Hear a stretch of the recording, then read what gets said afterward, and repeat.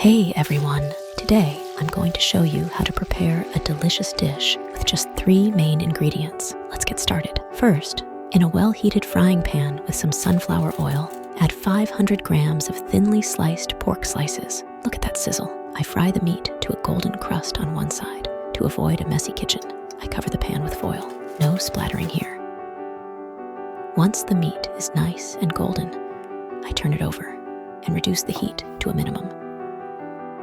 While the meat is stewing, I take an onion like this one and slice it into thick rings. Make sure they're thick enough so they don't burn when added to the meat. Next, I lift the foil and add the onions to the meat.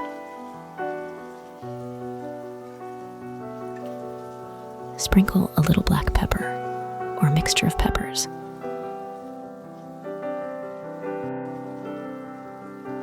And don't forget the salt.